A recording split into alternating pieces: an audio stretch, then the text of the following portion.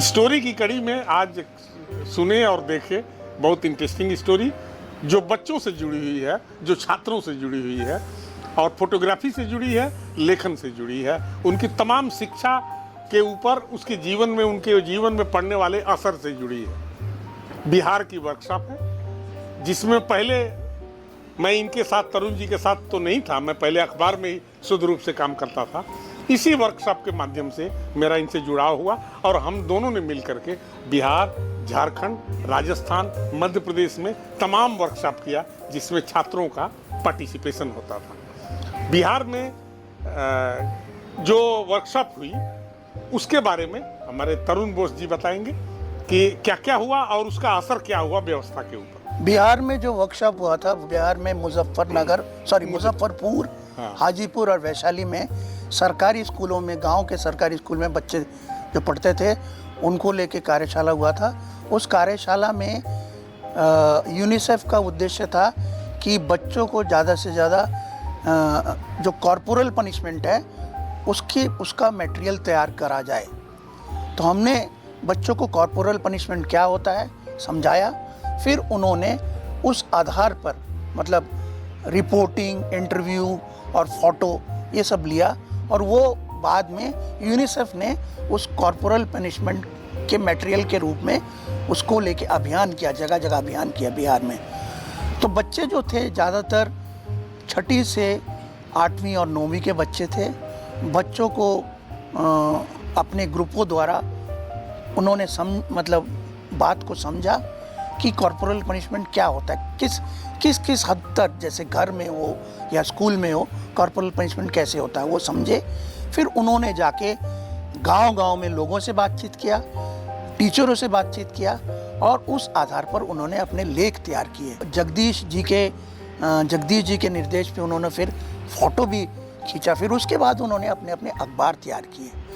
ये जो तैयार किया ये एक तरीके का नया उनके लिए था, एकदम नया। और अखबार का मैं बता देना चाहता हूँ इस बीच में कि अखबार मतलब दीवार अखबार, एक पोस्टर, बड़ा पोस्टर साइज का जो पेपर होता है उसके ऊपर एक अखबार बनाना, उसमें फोटो लगाना, शीर्षक लिखना, मास्टर्ड लिखना और पूरी तरह से उसका इंट्रो लिखना और अखबार तैयार करके पब्लिक को देखने लायक बनाना, ये था अखबार उनका। उसमें उन्होंने क्या किया, यूनिसेफ पहले सोच रहा था शायद ये सफल होगा कि नहीं, पर जब कार्यशाला हुआ, कार्यशाला के बाद जो मटेरियल निकला, बच्चों द्वारा लिखा जाना और उनके द्वारा फोटो लिया जाना, वो भी उससे हैरान थे।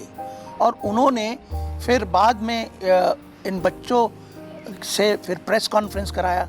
फिर उनके मटेरियल पे उन्होंने और भी फर्दर दूसरे राज्यों में भी कोशिश किया कॉर्पोरल पनिशमेंट में कैंपेन मटेरियल तैयार करने में।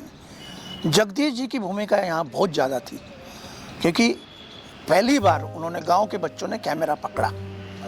सिर्फ कैमरा पकड़ा ही नहीं, उन्होंने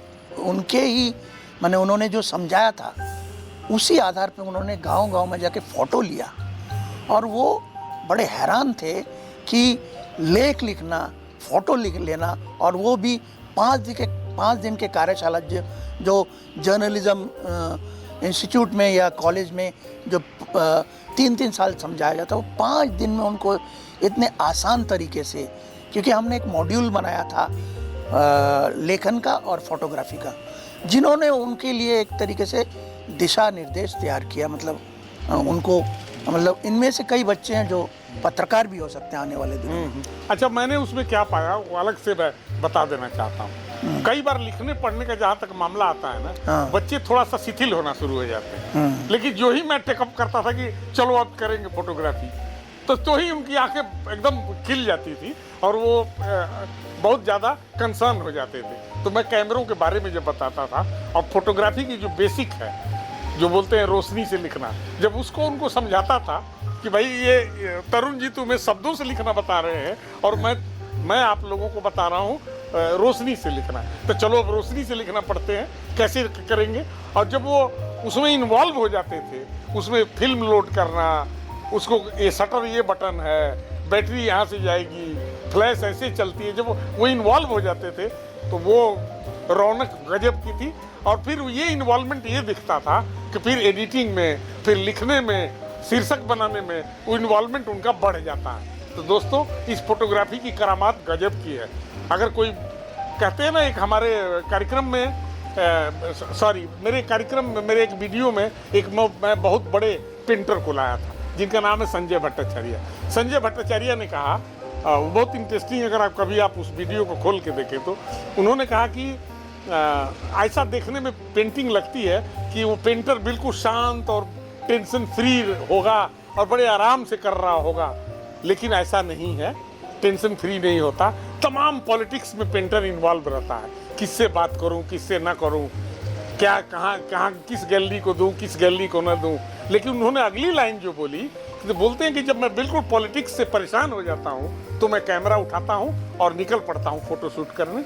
और फोटो शूट करते वक्त, उस वक्त मेरे दिमाग में कोई भी झंझट नहीं होती है। तो दोस्तों, ये इसका गुण है इस फोटोग्राफी का, और मेरा आग्रह है कि आप लोग भी इसके साथ जुड़े और इसे समझें। कैमरा जरूरी नहीं है, आप मोबाइल से भी शूट करें। बीच बीच में मैं आपको मोबाइल से शूट करने की गाइड करता रहता हूँ। मैं एक बात कहना चाहूँगा कि जो हम लोगों ने जो किया था, मतलब हमने लोगों ने जो, हमारा ये अनुभव है, बच्चे भी यही कहते हैं कि हमारा ये करिकुलम में ऐसे सिखाना चाहिए, जैसे कि और जिससे कि हमारा जो पढ़ाई लिखाई हो वो रोचक हो। हाँ, ये इस तरीके का लेख, इस तरीके का फोटोग्राफी यदि सिखाया जाए तो हमारे लिए, बच्चों के लिए शिक्षा पाने में बहुत सुविधा होगी। एक्चुअली राजनीति ऐसी हो गई है ना, वोट की राजनीति, हाँ। कि इसमें मदद की राजनीति करने की अब जरूरत है। थोड़ा उससे हटना चाहिए। हाँ। सड़क बना देने से सब कुछ नहीं हो जाता, बिल्कुल। ब्रिज बनाने से सब कुछ नहीं होता। जो बच्चे सरकारी स्कूलों में मुफ्त में पढ़ रहे हैं, मुफ्त इसलिए कि वो पैसा देके पढ़ ही नहीं सकते, जो पैसा देके पढ़ रहे हैं वो शहरों में पढ़ रहे हैं, तो उन बच्चों का अटैचमेंट शिक्षा के प्रति कैसे हो, उसमें बहुत बड़ी भूमिका है वर्कशॉप की। और सरकारों को इस बारे में बराबर सोचना चाहिए कि जैसा बिहार और झारखंड ने किया वैसा लगातार होने चाहिए। दोस्तों, आज की बस यही स्टोरी। अगले सप्ताह एक और स्टोरी के साथ आपके सामने रहूँगा। धन्यवाद, नमस्कार।